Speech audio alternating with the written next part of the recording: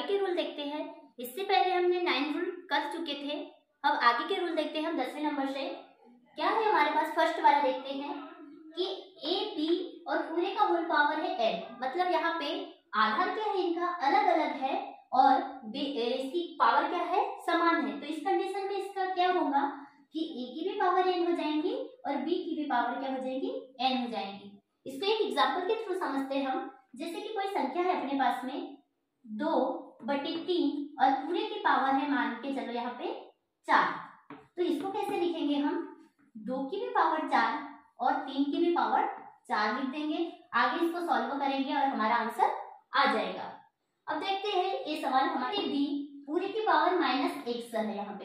अब जब भी किसी की पावर माइनस में हो तो इसको क्या किया जाता है, इस कंडीशन में क्या किया जाता है, जो अंश वाली संख्या होती है उसको हर बना दिया जाता है, जो हर वाली संख्या होती है उसको अंश बना दिया जाता है, आंसर हमारा प्लस में आ जाता है। तो हम क्या करेंगे, इसको b/a लिख देंगे। पहले a/b था तो अब क्या लिख दिया हमने b/a, तो पावर क्या हो जाएगी धनात्मक। एग्जांपल के थ्रू समझते हैं हम। कोई संख्या अपने पास 4/7 है और इसकी पावर मान के चलो -2 है, तो हम इसको धनात्मक में लाना है तो हम क्या कर पाएंगे, इसको आगे करेंगे हम 7/4 लिख देंगे और क्या कर देंगे, इसकी घात धनात्मक दे देंगे।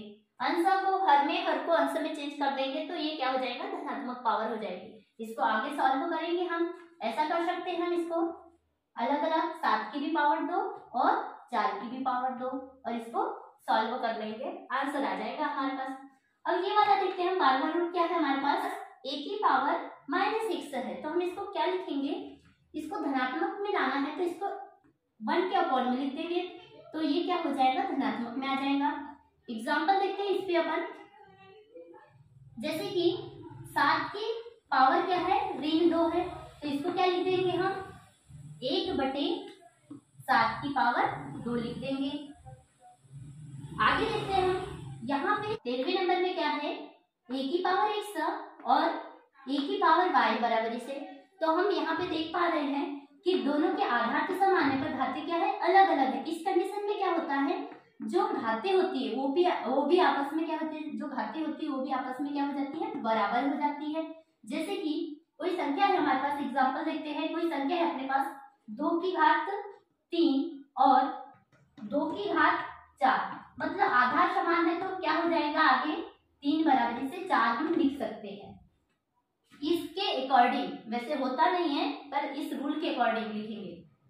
अब देखते हैं हम आगे, यहाँ पे हम देख पा रहे हैं कि x की पावर a बराबरी से y की पावर a, मतलब यहाँ पे पावर तो समान है पर क्या है आधार अलग अलग है। इस कंडीशन में आधार सेम हो जाता है, इन दोनों का विपरीत रहता है, तो यहाँ पे भी क्या कर देंगे हम x = y लिख देंगे।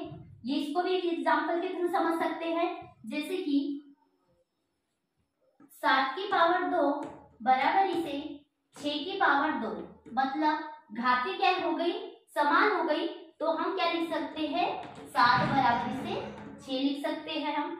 आगे देखते हैं, यहाँ पे क्या है a की पावर x बराबरी से b है, पहले हम इसको क्लीन कर देते तो यहाँ पे देखते हैं a की पावर x बराबर से b है, तो यहाँ पे इस टाइप का रूल लगता है, जो a होता है उसको सिंपल लिख देंगे और b की पावर 1/x लिख देंगे। चलो इसको एक एग्जांपल के थ्रू और अच्छे से समझेंगे। जैसे कि कोई संख्या है अपने पास a का स्क्वायर बराबरी से 25, तो हम इसको क्या करेंगे, जब भी स्क्वायर हटाते हैं तो ये यहाँ पे लग जाएगा 25 की घात 1/2, ये ऐसा लग जाता है और 1/2 का ही मतलब होता है कर्मी रूट, तो हम क्या लिख देंगे a = √25।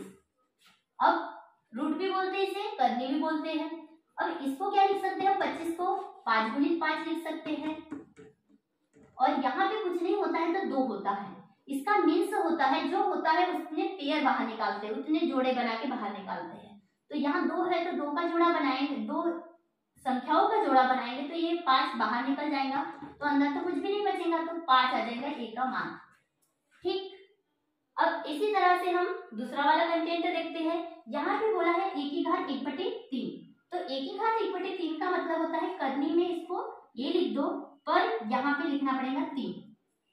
अब एक बात इसमें और ध्यान देना कि यहाँ पे a की पावर जो 2 होती है उसको हटाने पे यहाँ न भी लिखे तो चलता है, पर जब यहाँ पे 3 को लिखना पड़ता है, ये 3 घन को दर्शाता है, इनको लिखना पड़ता है। जैसे कि हमने क्या लिखा है यहाँ पे, कोई सवाल ले लिया अपन ने, जैसे कि 27 की पावर 1/3 है, तो हम इसको कैसे लिख सकते हैं, करनी लगाएंगे, 27 लिखेंगे और यहाँ पे लिखेंगे 3। अब देखो इसको कैसे करेंगे आगे सॉल्व, तो इसको लिख सकते हैं अपन, इसके फैक्टर बनाएंगे तो ये निकलेगा 3 गुणित 3 गुणित 3। अब यहाँ पे तो क्या है, 3 है, ये जो रहता है उसका मतलब वो और रहता है, यहाँ पे जो संख्या रहती है उसका मतलब वही होता है कि इतने पेयर बना के बाहर निकालो। तो यहाँ पे अपन क्या करेंगे, पेयर बनाएंगे, तो ये 3 का पेयर एक ही बार बन रहा है, 3 का पेयर कितने बार बना, एक, तो एक बार 3 बाहर निकल जाएगा, मतलब हम इसको ऐसा लिख देंगे, ये संख्या का सॉल्व ऐसा हो जाएगा।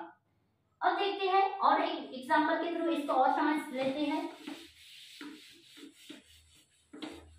जैसे कि कोई संख्या अपने पास क्या है, a का स्क्वायर इज इक्वल टू 8 है, इसको कैसे सॉल्व करेंगे। और देखो हम इसको स्क्वायर हटाएंगे तो स्वाभाविक सी बात है, अभी भी किया था हमने पहले कि a की पावर क्या लिख देंगे, सॉरी 8 की पावर क्या लिख देंगे, 1/2 लिख देंगे, तो ये क्या हो जाएगा, करनी बन जाएंगी। यहाँ पे करनी, इसका ही मतलब क्या होता है, करनी होता है, इसलिए क्या बन जाएंगे, करनी बन जाएंगे। अब इसको हम क्या लिख सकते हैं, फैक्टर बनाएंगे तो ये बन जाएगा 2 गुणित 2 गुणित 2। अब देखो यहाँ पे पावर क्या थी, 2 थी, 1/, उसको फिर हमने कैसे चेंज किया, 1/2 में, और इसका ही मतलब क्या होता है, रूट। तो यहाँ पे क्या होता है, कुछ न लिखा रहता है तो 2 लिखा रहता है, और समझने के लिए मैं 2 लिख रही हूँ, वैसे नहीं लिखा जाता है ये। तो अब इसका मतलब क्या होता है कि दो संख्याओं का ग्रुप बाहर निकाला जाता है, 2 संख्याओं में से एक संख्या को बाहर निकाला जाता है, ग्रुप बनाते पेयर, संख्याओं का सेम संख्याओं का ग्रुप बनता है, उसमें से वो एक बाहर निकलता है, तो क्या निकलेगा, 2 बाहर निकलेगा, और 2 का तो कोई बना ही नहीं ग्रुप, तो इसलिए 2 अंदर रहेगा, मतलब इस a का मान आ जाएगा अपने पास 2√2। Thank you.